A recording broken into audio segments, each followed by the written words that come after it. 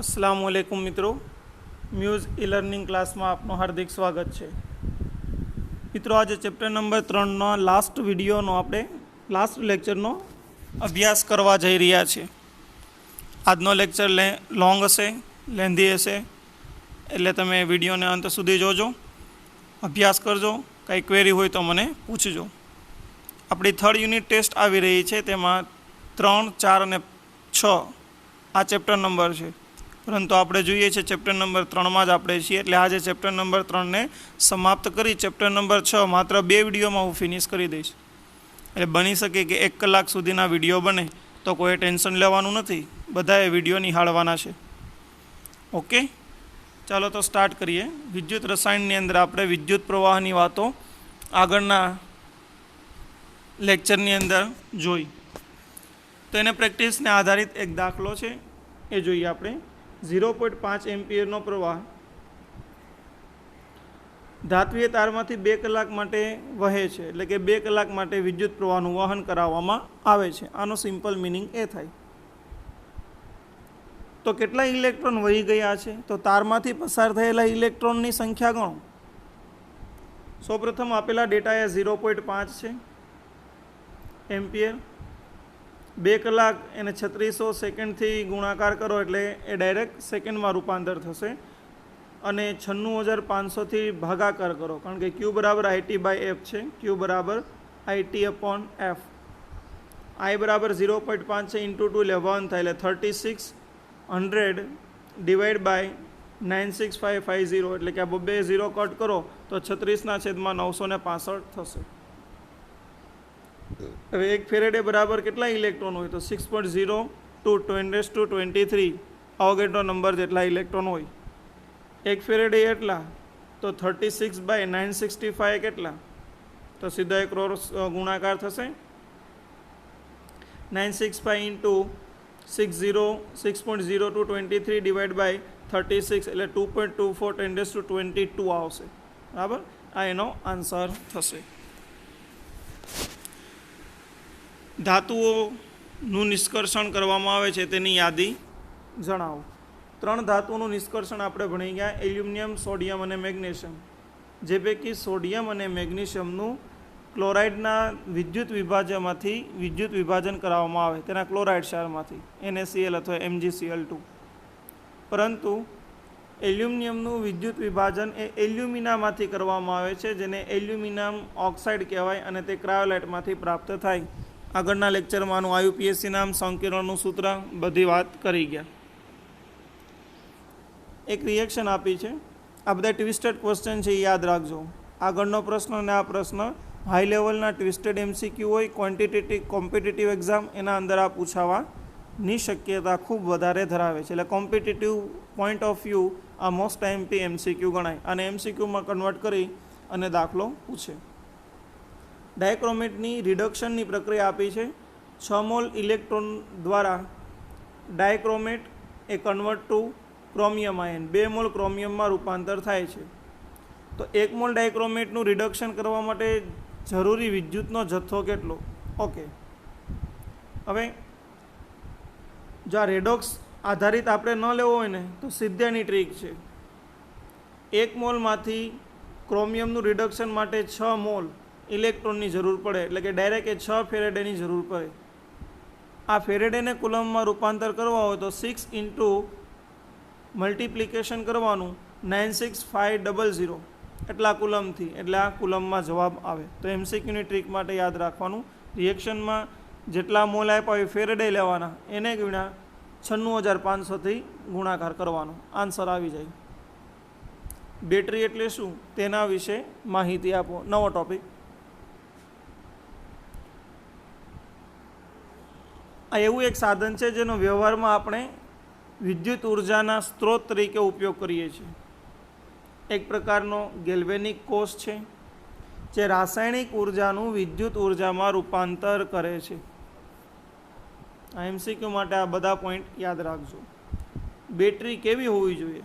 વજનમાં ખૂબ હલકી પરંતુ મજબૂત, એટલે કે ટકાઉ હોવી જોઈએ, લાંબ સમય ચાલે એવી હોવી જોઈએ। અને એનો વપરાશ દરમિયાન એનો વોલ્ટેજ અચળ રહેવો જોઈએ, એમાં કોઈ ફેરફાર થવો જોઈએ નહીં. એટલે કે પ્રથમ 10 દિવસમાં 5 વોલ્ટ આપતી હોય એટલો વિદ્યુત ઉત્પન્ન આપતી હોય, તો પછીના 10-15 દિવસમાં 5માંથી ઘટે અથવા વધે એવું થવું જોઈએ નહીં. કોન્સ્ટન્ટ એનો વોલ્ટેજ હોવો જોઈએ. 2 પ્રકારની બેટરી છે, પ્રાથમિક અને દ્વિતીયક. ઉદાહરણ એના તેના લઈએ. સૂકો કોષ છે, લેડ સંગ્રાહક કોષ, નિકલ કેડમિયમ, હાઇડ્રોજન બળતણ કોષ, આ બધા બેટરીના ઉદાહરણ છે. આ પ્રત્યેક વિશે આપણે ડિટેલમાં અભ્યાસ કરીએ. ફર્સ્ટ, પ્રાથમિક બેટરી કોને કહેવામાં આવે? તો જાણીતી પ્રાથમિક બેટરી વિશે નોંધ લખો. મિત્રો, જાણીતી પ્રાથમિક બેટરી છે ને એ સૂકો કોષ છે, જે લેક્લેન્સે વૈજ્ઞાનિકે શોધેલો હોવાથી તેને લેક્લેન્સે કોષ પણ કહે છે. શા માટે પ્રાથમિક બેટરી કીધું? તેનો આપણે એક જ વખત ઉપયોગ કરી શકીએ છીએ. એક વખત મૃત થઈ ગયા બાદ, ઉપયોગ બાદ, વપરાઈ ગયા બાદ ફરીથી વાપરી શકાતી નથી, માટે તેને પ્રાથમિક બેટરી કહેવાય. ઉપયોગ, આ સૂકા કોષનો ઉપયોગ ક્યાં છે? તો કે ટ્રાન્ઝિસ્ટરની અંદર, ઘડિયાળમાં અને રમકડાની અંદર જે પાવર આવે છે એ પાવર એને સૂકો કોષ કહેવાય. એની રચના જોઈએ મિત્રો. આ વચ્ચે મિડલ કાર્બનનો સળિયો છે જે કેથોડ તરીકે વર્તે. નીચે ઝીંકનું આવરણ હોય ધાતુનું, એ એનોડ તરીકે વર્તે. ઉપરાંત એના મધ્ય ભાગમાં મેંગેનીઝ ડાયોક્સાઇડ અને કાર્બન બ્લેક એનો પાવડર ભરેલો હોય. ઘન પદાર્થ પાવડર તરીકે મેંગેનીઝ ડાયોક્સાઇડ અને કાર્બન બ્લેક અને એમોનિયમ ક્લોરાઇડની લુગદી ભરેલી હોય છે. આ પ્રશ્ન પણ એક્ઝામમાં ઘણી વખત આવે છે, એટલે ખાસ યાદ રાખજો. મોસ્ટ આઈએમપી ભાગ છે આ. આમાંથી એક્ઝામમાં કાંઈક ને કાંઈક પૂછાવાનું જ છે. 1 માર્કથી 3 માર્કમાં પોસિબિલિટી છે, અને કોમ્પિટિટિવમાં MCQમાં તો ખરું જ. એટલે મોસ્ટ આઈએમપી છે, બધાએ વ્યવસ્થિત તૈયારી કરવાની છે. એનોડ તરીકે ઝીંક હોય, ઓક્સિડેશન થશે, બરાબર, અને અવાહક કાગળનું આવરણ લગાડેલું હોય. નિપ્પો પાવર આવે છે રેડિયામાં, એમાં આપણે વાપરીએ, જોયા છે બધાએ. એ આ પ્રકારની પ્રાથમિક બેટરી કહેવાય. એક વખત વપરાઈ ગયા બાદ ફરીથી આપણે ઉપયોગ નથી કરતા, ફેંકી દઈએ છીએ, બીજો સેલ યુઝ કરીએ છીએ, બીજો પાવર ઉપયોગ કરીએ છીએ. સેમ આપણા હેન્ડ ક્લોક અથવા વોલ ક્લોક, ઘડિયાળ જે છે એ દિવાલની હોય અથવા તો આપણા હાથમાં પહેરતા હોય એ ઘડિયાળ હોય, તો એના અંદર રહેલો બટન સેલ છે, એક વખત વપરાઈ ગયા બાદ બીજો નવો સેલ આપણે યુઝ કરીએ છીએ, એના એ સેલનો યુઝ કરતા નથી, માટે આ પ્રાથમિક કોષ કહેવાય. કેથોડ તરીકે કાર્બન અને ગ્રેફાઇટના સળિયા હોય, જે ઝીંકના વચ્ચેના પાત્રમાં મૂકેલા હોય. જે વચ્ચે કાર્બનનો બ્લેક છે એ કેથોડ તરીકે આ રાખેલો હોય છે, આ કાર્બન બ્લેક, બરાબર, જે આપણે જોઈ ગયા. હવે મિત્રો, વિદ્યુત વિભાજ્ય તરીકે શું હોય? આ જોઈએ. વિદ્યુત વિભાજ્ય તરીકે મેંગેનીઝ ડાયોક્સાઇડ અને કાર્બનનો ભૂરેલો ભૂકો અથવા પાવડર એ વિદ્યુત વિભાજ્ય તરીકે વર્તે. બંને વિદ્યુત વિભાજ્યની વચ્ચે, બધે ધ્રુવની વચ્ચે રાખેલો હોય. ઉપરાંત એમોનિયમ ક્લોરાઇડ અથવા ઝીંક ક્લોરાઇડની લુગદી પેસ્ટ ભરેલી હોય છે, અને આખા પાત્રને મીણથી સીલ કરવામાં આવે, બંધ કરવામાં આવે. આ તેની રચના હતી. હવે જોઈએ તેની રાસાયણિક પ્રક્રિયાઓ. ઝીંકનું ઓક્સિડેશન થાય, Zn2+, 2 ઇલેક્ટ્રોન ગુમાવે. કેથોડ પાસે મેંગેનીઝ ડાયોક્સાઇડ એ Mn+4નું Mn3+માં રિડક્શન કરશે. જો ઓક્સિજનનો ઓક્સિડેશન આંક આપણે રેડોક્સમાં મિત્રો જોઈ ગયા, -2 એવા 2 છે, એટલે +4 મેંગેનીઝનો થઈ ગયો. રેડી? હવે અહીંયા જુઓ, આ હાઇડ્રોક્સાઇડ આયનનો -1 હોય, અથવા એવું ન હોય તો એક ઓક્સિજનનો કેટલો છે? -2 એવા 2 છે, એટલે -4, અને +1 હાઇડ્રોજનનો, એટલે એ -3 જમણી બાજુ જશે તો +3. તો આ મેંગેનીઝનો +3 આ રીતે પણ આપણે લઈ શકીએ છીએ. આ બંને રાસાયણિક પ્રક્રિયાઓને અંતે બનતું સંકીર્ણ યાદ રાખવાનું છે. ZnNH3 2+ આયન બનશે. આનું નામ લખી લેજો મિત્રો, હું બોલું છું. આના અંદર 11મા ધોરણમાં કીધું જ હતું, ફરીથી કહી દઉં, ઝીંકને મેટલ કહેવાય, ધાતુ, અને NH3 ને લિગેન્ડ કહેવાય, એલ. આ સાદું સૂત્ર નથી, સંકીર્ણ સૂત્ર છે.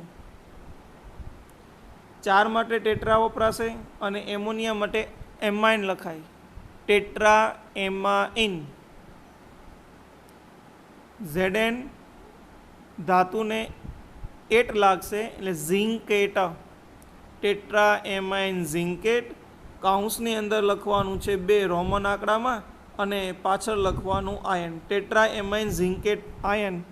આ સંકીર્ણનું સાચું IUPAC નેમ છે.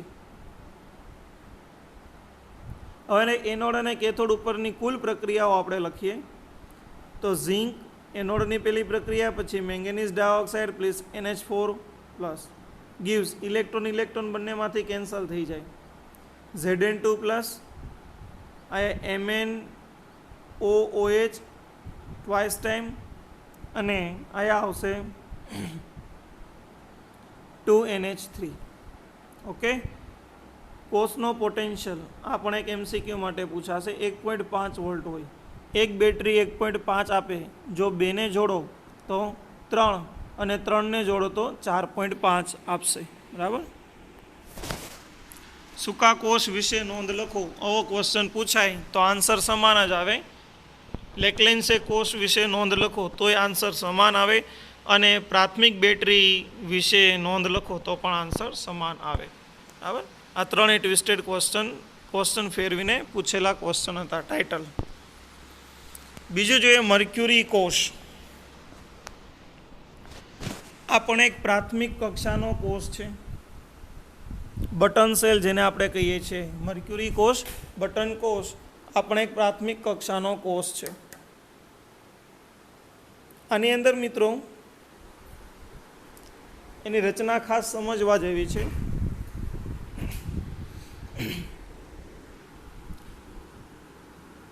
ઉપર જે છે એ એનોડ ધ્રુવ હોય, અને આ ઉપરનો ભાગ છે જે સ્ટીલનું આવરણ આપણે જોઈએ છે એ એનોડનું કેપ છે, એટલે કે એનોડ ઉપર ઢાંકેલું આવરણ, એનોડ કેપ.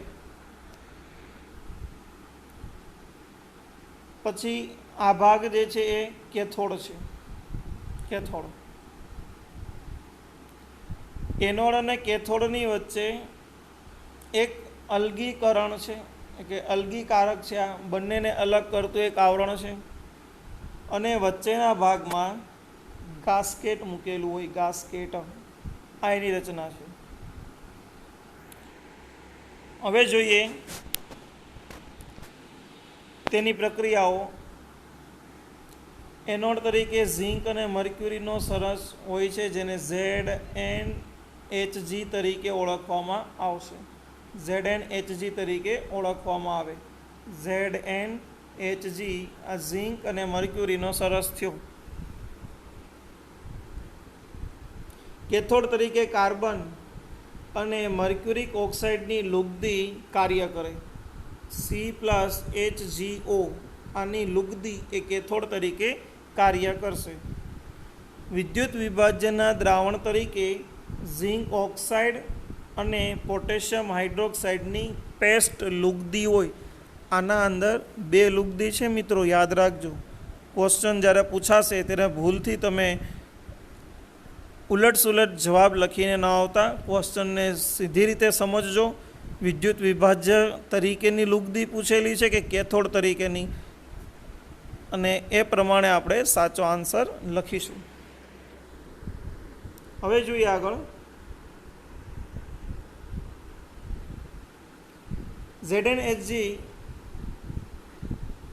એનું ઓક્સિડેશન થઈ અને ઝિંક ઓક્સાઇડમાં રૂપાંતર પામશે. આ ઝિંકની 0 ઓક્સિડેશન સ્ટેટ હોય, તત્વ સ્વરૂપે લેવામાં આવશે, અને ઝિંક ઓક્સાઇડમાં 2+ થશે. ઓક્સિડેશન થયું, 2 ઇલેક્ટ્રોન ગુમાવી દીધા. કેથોડ પાસે મર્ક્યુરિક ઓક્સાઇડની લુગદીમાંથી મર્ક્યુરિક ઓક્સાઇડનું રિડક્શન મર્ક્યુરીમાં થશે. આ મર્ક્યુરિક ઓક્સાઇડમાં +2 મર્ક્યુરીનો વીજભાર અને તટસ્થ ધાતુમાં રૂપાંતર થાય એટલે ઓક્સિડેશન આંક 0 ગણાય. એકંદર એક કુલ પ્રક્રિયા લખવામાં આવે કે ZnHg + HgO gives ZNO plus Hg આ લખી શકાશે. મિત્રો ઝીંકનું ઓક્સિડેશન થયું એટલે રિડક્શન કરતા કહેવાય. જેનું ઓક્સિડેશન થાય તે રિડક્શન કરતા હોય. આપણે રેડોક્સ ખૂબ જ મસ્ત રીતે ભણી ગયા છીએ 11 સાયન્સમાં. આપણને બધા કન્સેપ્ટ એના ક્લિયર જ છે, એટલે આમાં રેડોક્સ કેમિસ્ટ્રીનો ઉપયોગ થશે. મર્ક્યુરિક ઓક્સાઇડનું રિડક્શન થાય છે, માટે તેને ઓક્સિડેશન કરતા કહેવાય. તે ઓક્સિડેશન કરતા છે. આ કોષની લાક્ષણિકતા જોઈએ અને એનો પોટેન્શિયલ. આનો પોટેન્શિયલ 1.35 વોલ્ટ મળે છે અને એ ડ્યુરિંગ ધ રિએક્શન તો વર્કિંગ એ કોન્સ્ટન્ટ રહે છે, બદલાતો નથી. એનું કારણ છે કે કુલ પ્રક્રિયામાં એક પણ આયનો કે દ્રાવણમાં ઉત્પન્ન થતા નથી. જ્યારે દ્રાવણમાં આયનો કે દ્રાવણમાં ફેરફાર ન થાય ત્યારે કોષ પોટેન્શિયલ હંમેશા તેનો કોન્સ્ટન્ટ જોવા મળે. જો ફેરફાર થતો હોય તો કોષ પોટેન્શિયલની વેલ્યુમાં ફેરફાર થશે.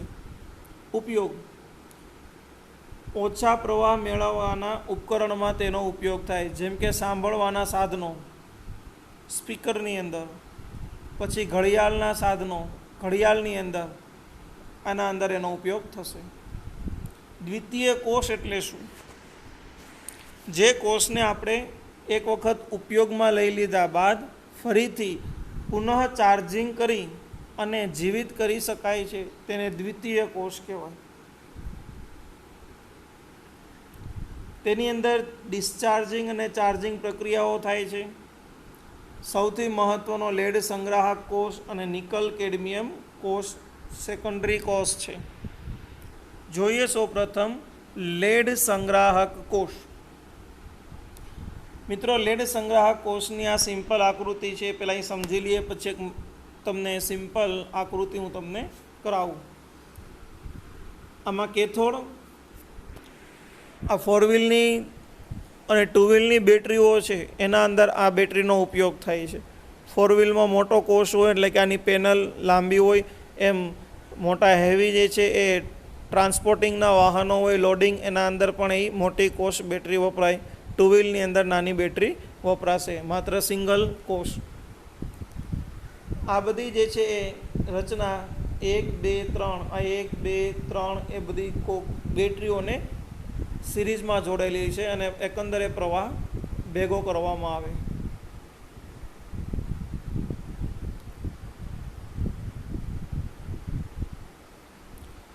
આ લેડ જે છે ઋણ પ્લેટ તરીકે લેવામાં આવશે, ધન પ્લેટ તરીકે PbO2 જે છે એ લેવામાં આવશે અને વચ્ચે દ્રાવણ 38% સલ્ફ્યુરિક એસિડનું લેવામાં આવે અને પછી બધાને જોડી એનોડ અને કેથોડ 2 ભાગથી એને દર્શાવવામાં આવશે. બરાબર, એનોડ અને કેથોડ. એક ભાગ સામે એનોડ છે અને આયા કેથોડ છે. બરાબર મિત્રો, આની સિમ્પલ આકૃતિ જો તમને દર્શાવું ને તો આવું હશે. એનોડ અને કેથોડ 2 ભાગ આની અંદર હોય છે અને એનોડ તરીકે લેડની શુદ્ધ પ્લેટ હોય અને કેથોડ તરીકે લેડ ડાયોક્સાઇડ હોય છે. બરાબર,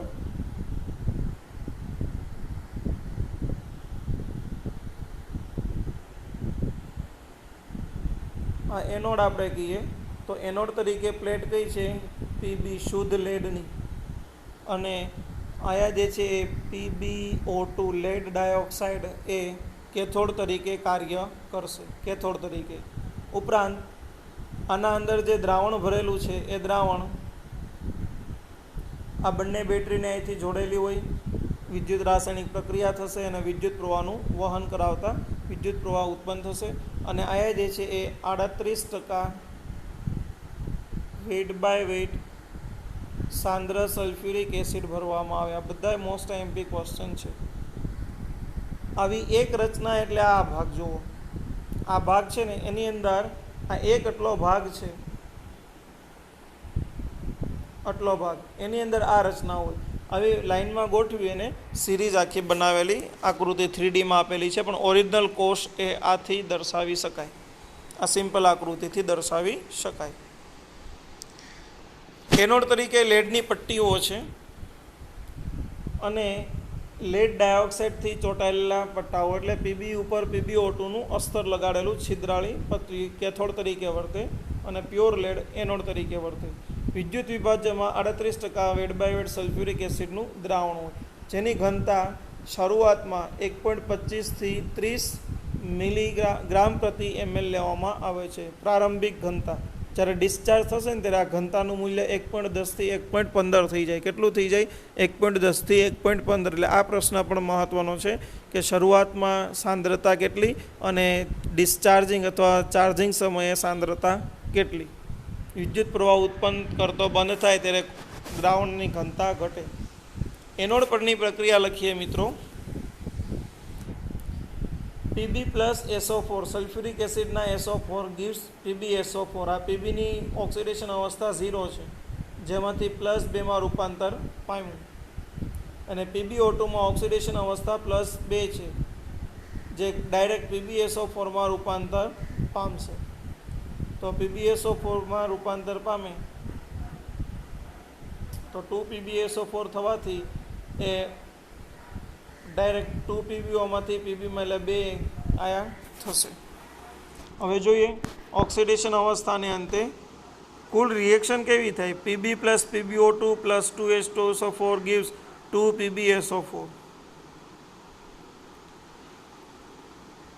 હવે PbO2 જે છે એમાંથી PbSO4 જ બને છે 2 વખત. તો PbO2માં ઓક્સિડેશન અવસ્થા એની કેટલી છે મિત્રો? PbO2માં +4,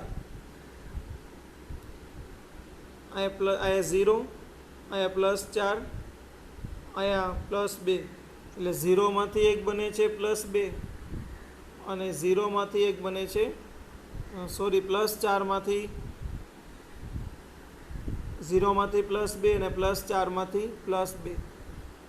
તો અહીંયા ઘટાડો થયો એટલે રિડક્શન કહેવાય, અહીંયા વધારો થયો એટલે ઓક્સિડેશન કહેવાય.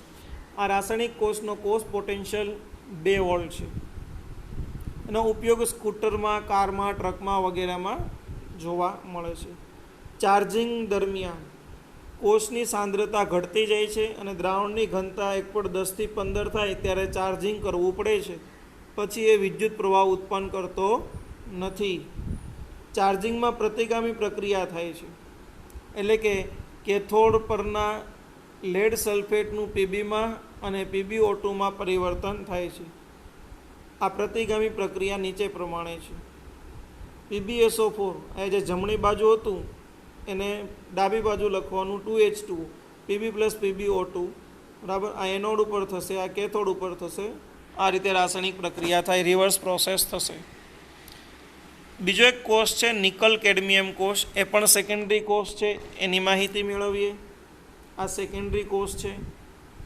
ભીના સોડિયમ અથવા પોટેશિયમ હાઇડ્રોક્સાઇડમાં ડૂબાડેલી નિકલની પટ્ટી અથવા નિકલ કેડમિયમની પટ્ટીને આ કોષની રચના દર્શાવે છે. આ રીતે એની કોષ રચના છે.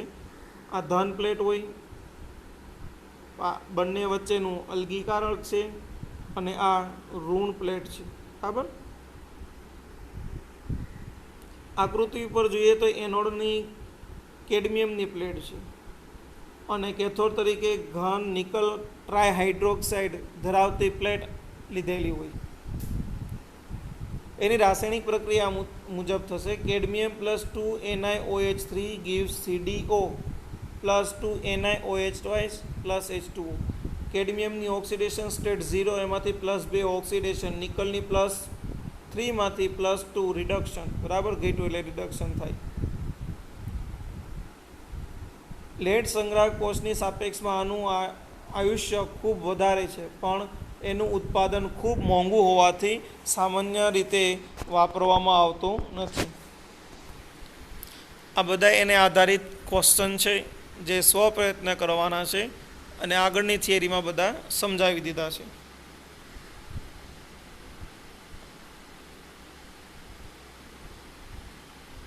થર્મલ પ્લાન્ટમાં વિદ્યુત ઉર્જા કઈ રીતે મળે છે એ જોઈએ મિત્રો. થર્મલ પ્લાન્ટમાં વિદ્યુત ઉર્જા કઈ રીતે મળે છે. જેમ કે થર્મલ કે તાપી પ્લાન્ટની અંદર બળતણ રાસાયણિક દહન ઉષ્માનું વિદ્યુત ઉર્જામાં રૂપાંતર કરવામાં આવે છે અને આ ઉત્પાદન વધારે કાર્યક્ષમતા ધરાવતું નથી, કારણ કે ઈંધણ જે છે કોલસો હોય, વાયુ હોય, બળતણ હોય, એનો નજીકના સમયમાં સ્ત્રોત ખાલી થઈ જવાની પૂરેપૂરી સંભાવના અને શક્યતાઓ છે. તો આ કુદરતી સ્ત્રોતમાંથી વિદ્યુત ઉર્જા ન ઉત્પન્ન કરતાં આપણે વૈકલ્પિક સ્ત્રોતમાંથી વિદ્યુત ઉર્જા ઉત્પન્ન કરવા માટે વૈજ્ઞાનિકો સતત અને સતત પ્રયત્નો કરે છે. આના અંદર વિદ્યુત ઉર્જા કઈ રીતે મેળવવામાં આવે એ આપણો ક્વેશ્ચન છે. પહેલાં આપણે જોઈ લઈએ. આ કોલસાનું અથવા તો તેલનું અથવા વાયુનું દહન કરાવવામાં આવશે. ઊંચા દબાણની હાજરીમાં બાષ્પમાં રૂપાંતર થાય અને ટર્બાઇન દ્વારા ટર્બાઇનને ચાલુ રાખીને બાષ્પોમાંથી વિદ્યુત ઉર્જા ઉત્પન્ન કરવામાં આવે. આ દરમિયાન ઘણી ઉર્જાનો બગાડ થાય છે, વ્યય થાય છે અને થર્મલ પ્લાન્ટની કાર્યક્ષમતા પણ ઓછી હોય. ઈંધણથી પ્રદૂષણ પણ ફેલાય છે, માટે આની કાર્યક્ષમતા 40% જેટલી છે. વધારે આ કોષની કાર્યક્ષમતા નથી, એટલે ગેરફાયદા પણ છે. 40% કાર્યક્ષમતા એટલે ઘણો ખર્ચો લાગુ પડે અને પ્રદૂષણ પણ ફેલાવે. હવે ગેલ્વેનિક કોષ જેવી રચના કયા કોષમાં જોવા મળે છે તે દર્શાવો. મિત્રો, ગેલ્વેનિક કોષ જેવી રચના એટલે કે રાસાયણિક ઉર્જાનું સીધું વિદ્યુત ઉર્જામાં રૂપાંતર કરે છે ગેલ્વેનિક કોષ. એની કોષ ક્ષમતા ખૂબ ઊંચી છે. એને બળતણ કોષમાં આવી રચના જોવા મળે છે. રાસાયણિક ઉર્જાનું સીધું વિદ્યુત ઉર્જામાં રૂપાંતર કરતા ઉપકરણ છે એને આપણે બળતણ કોષ તરીકે ઓળખીએ છીએ. જોઈએ તેની રચના. બળતણ કોષની રચના. વિદ્યુત ધ્રુવને સતત પ્રક્રિયકો એટલે કે બળતણ પૂરું પાડવામાં આવે અને બનતી નિપજો સતત વિદ્યુત વિભાજન દ્વારા દૂર કરવામાં આવે છે. અને રાસાયણિક ઉર્જા મેળવવા માટે હાઇડ્રોજન, મિથેન અથવા મિથેનોલનો ઈંધણ તરીકે ઉપયોગ કરવામાં આવે છે. ફાયદા શું છે? અવાજનું પ્રદૂષણ થતું નથી. કોષની ક્ષમતા 70%થી વધુ છે, જ્યારે આગળ આપણે જોયું તો 40% જ હતી. અને વિવિધ પ્રકારના બળતણ કોષનો આપણે ઉપયોગ કરી શકીએ છીએ. આ એના ફાયદા છે. હવે બળતણ કોષ વિશે આપણે લખીએ તો સેમ એ આ જ આગળનો ક્વેશ્ચન રિપીટ છે, ટાઇટલ ખાલી ચેન્જ છે. બેસ્ટ બળતણ કોષ તરીકે આપણે હાઇડ્રોજન ઓક્સિજન બળતણ કોષને લઈએ છીએ. એક 3 માર્કની ટૂંક નોંધમાં પૂછાયેલો ક્વેશ્ચન છે, યાદ રાખજો. બળતણ કોષ, બરાબર. સિદ્ધાંત: હાઇડ્રોજનની રાસાયણિક એટલે કે દહન ઉર્જાનું સીધું જ વિદ્યુત ઉર્જામાં રૂપાંતર કરે છે. ઓક્સિજન સાથેની પ્રક્રિયાથી પાણી બનાવી દહનની પ્રક્રિયાનો ઉપયોગ થાય. એની રચનાની અંદર મિત્રો એક પાત્રની અંદર કેથોડ અને એનોડ લેવામાં આવે છે અને જલીય જે છે NaOHનું દ્રાવણ ભરેલું હોય. બંને ગ્રેફાઇટ અને કાર્બનના સળિયા હોય. દબાણથી ઓક્સિજન પસાર કરવામાં આવે, એક બાજુથી હાઇડ્રોજન પસાર કરવામાં આવે. બંનેની રાસાયણિક પ્રક્રિયા થઈને વચ્ચે પાણી અહીંયા મુક્ત થશે. એનોડ પાસે હાઇડ્રોજન પસાર કરવામાં આવે, કેથોડ પાસે ઓક્સિજન પસાર કરવામાં આવે. સોડિયમ હાઇડ્રોક્સાઇડનું સાંદ્ર દ્રાવણ વિદ્યુત વિભાજ્ય તરીકે લેવામાં આવશે. હવે પ્લેટિનમ અથવા પેલિડિયમ ધાતુ ઉપર ઉદ્દીપકનો વિદ્યુત ધ્રુવ રાખવામાં આવે છે, જેથી પ્રક્રિયાનો વેગ વધે છે. ઉદ્દીપક તરીકે શું વપરાય છે? પ્લેટિનમ અથવા તો પ્લેડિનમનો ભૂકો અથવા ધાતુ, જે રાસાયણિક પ્રક્રિયાને સ્પીડી બનાવશે, ઝડપી બનાવશે. ઉદ્દીપક તરીકે વપરાય. ઓક્સિજન એમાંથી હાઇડ્રોક્સાઇડ આયનમાં રૂપાંતર એટલે 0 ઓક્સિડેશન સ્ટેટમાંથી -1માં રૂપાંતર કેથોડ તરીકે. અને હાઇડ્રોજન 0માંથી H2Oમાં +1 ઓક્સિડેશન. કુલ પ્રક્રિયા H2+O2 2H2O. H2 સીધું દહન થઈ H2O બને, માટે દહન ઉર્જાનું એટલે વિદ્યુત ઉર્જાનું રૂપાંતરણ સરળતાથી થશે.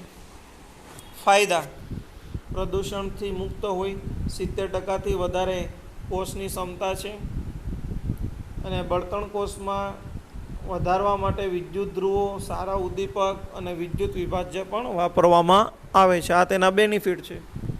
ઉપયોગ ક્યાં થાય મિત્રો આનો?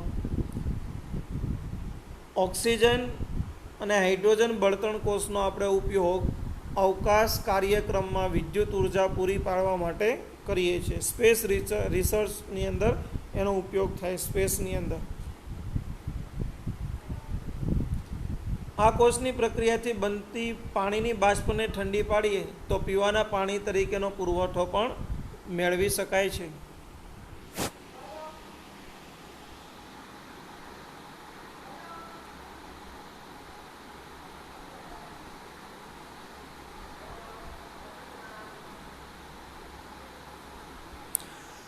ધાતુ સારણ અને તેની લાક્ષણિકતા અને નુકસાન જણાવો.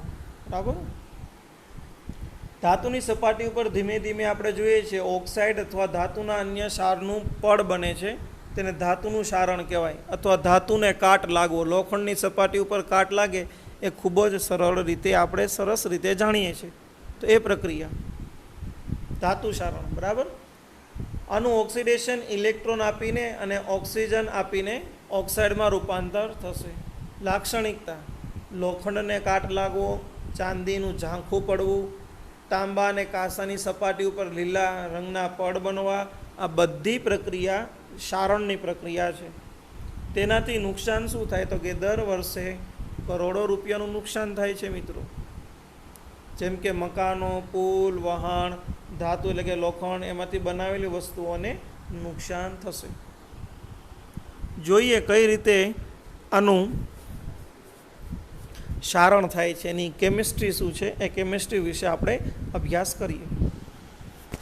સારણ વિશેનો તો મિત્રો, સારણની અંદર એક લોખંડનો સળિયો આપણે લીધેલો છે. આ લોખંડની સપાટી અથવા લોખંડનો સળિયો,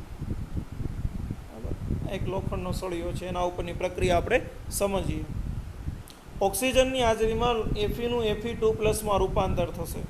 બરાબર. 2 ઇલેક્ટ્રોન અહીંયા ગુમાવી દીધા. બીજા Feમાંથી Fe2+ અને 2 ઇલેક્ટ્રોન ગુમાવી દીધા. ટોટલ કેટલા ઇલેક્ટ્રોન ગુમાવ્યા? 4. અને 2 મોલ Fe આપણે લીધું છે. એટલે કે આ એક Fe2+ છે એ ઓક્સિજન સાથે જોડાય અને Fe2O3 રૂપાંતર પામે છે. આ Fe2O3 એક કાટનું સૂત્ર છે, યાદ રાખજો, કાટનું સૂત્ર. બરાબર. હવે મિત્રો, જ્યારે વાતાવરણની બાષ્પ હોય અથવા ભેજ હોય, એ ભેજના અણુઓ આની સપાટી ઉપર એના સંપર્કમાં આવશે. 2 પાણીના અણુ આપણે લીધા છે, એનો મતલબ કે આ H+ રૂપાંતર થયું, ઓક્સિજન એ હવામાં ગયા, એ હવાના ઓક્સિજન આવ્યા Fe2+ કાટમાં વપરાઈ ગયા. અને 4H+ છે એ H2માંથી 4 ઇલેક્ટ્રોન ગુમાવી અને 4H+ રૂપાંતર થયા. એટલે Feમાંથી Fe2+ અને H2ઓમાંથી H+. આ ઇલેક્ટ્રોન કેન્સલ. જોઈએ એકંદરે કુલ પ્રક્રિયા. 2Feમાંથી 2Fe2+ રૂપાંતર થાય 4 ઇલેક્ટ્રોન ગુમાવીને, જેનો કોષ પોટેન્શિયલ છે -0.44 વોલ્ટ.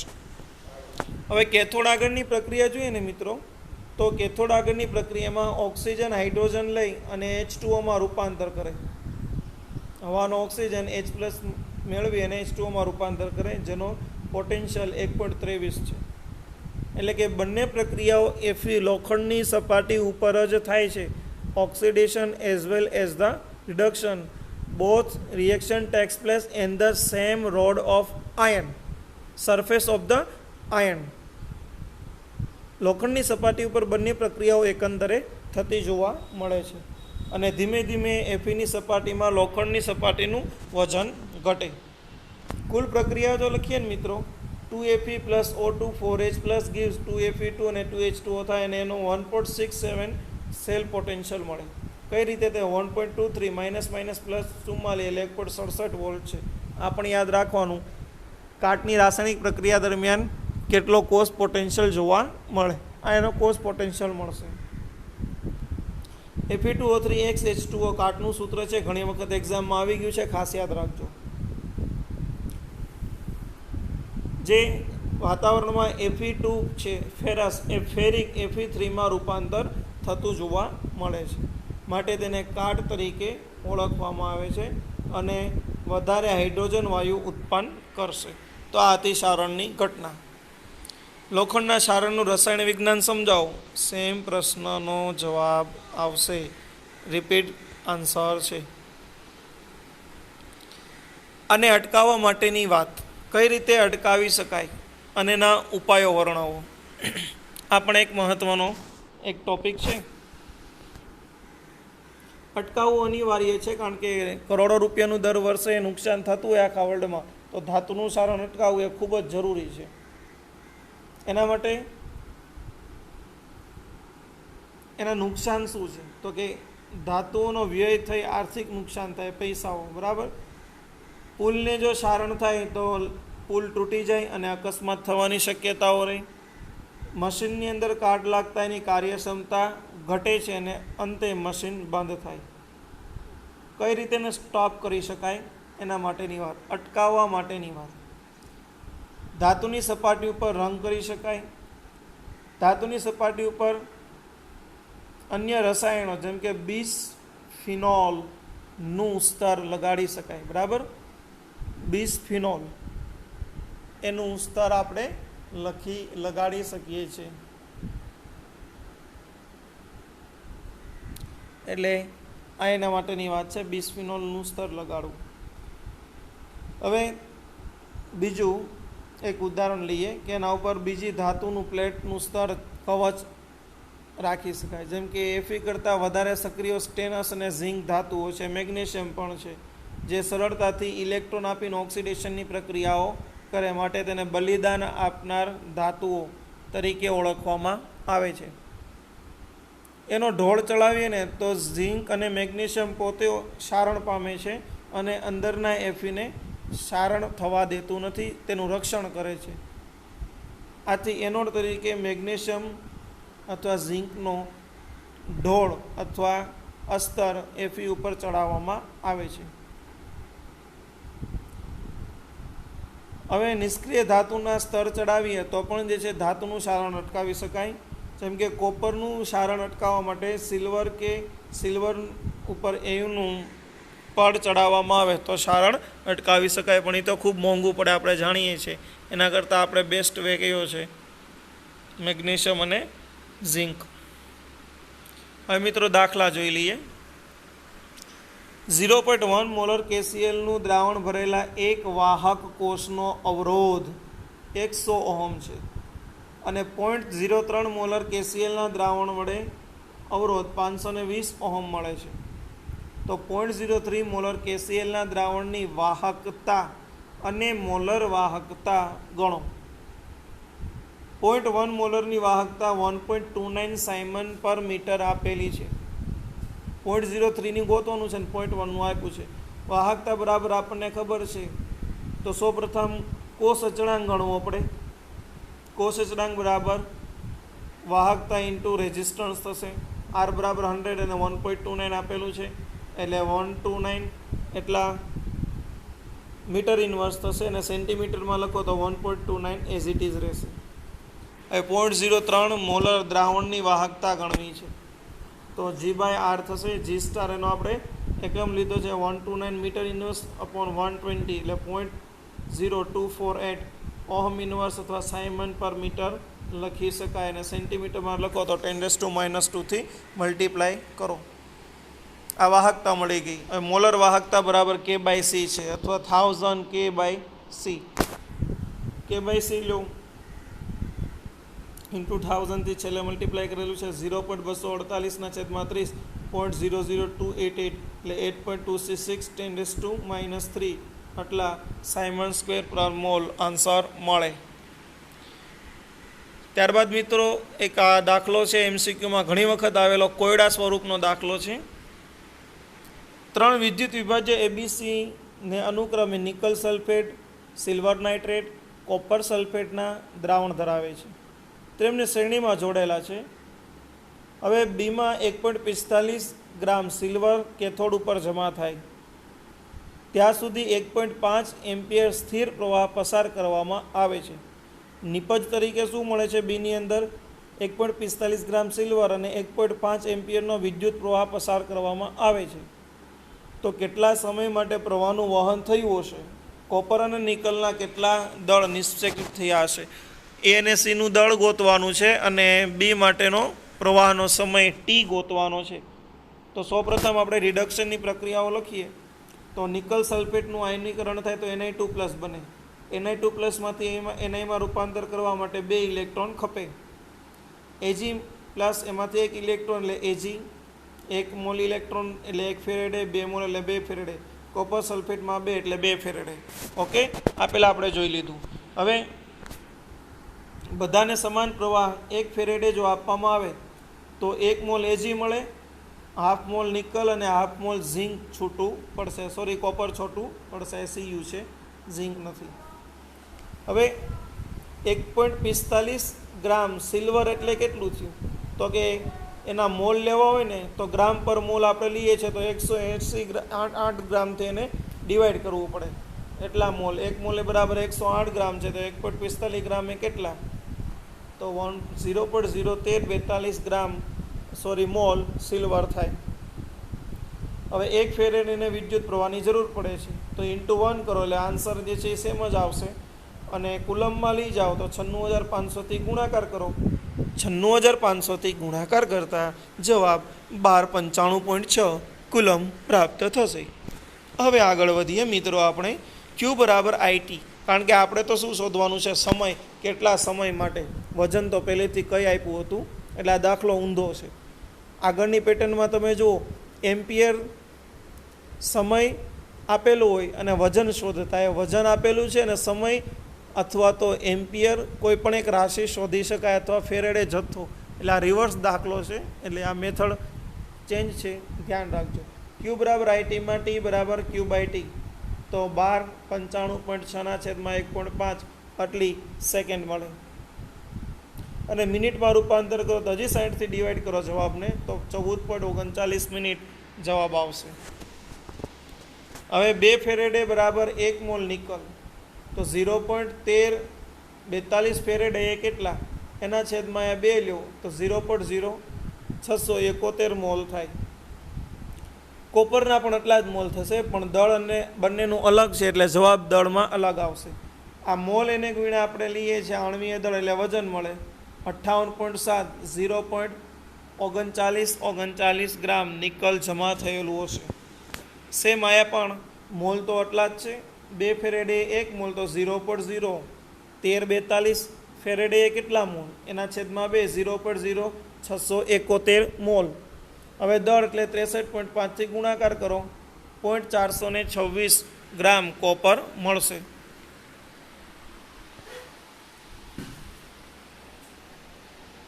આ બધા ક્વેશ્ચન આગળની થિયરીને આધારિત છે જે તમે સરળતાથી સમજી શકશો, લખી શકશો. લેડ સંગ્રાહક કોષમાં ચાર્જિંગનું રસાયણ વિજ્ઞાન તો જે આપણે આગળ જોઈ ગયા એ જે ક્વેશ્ચન છે.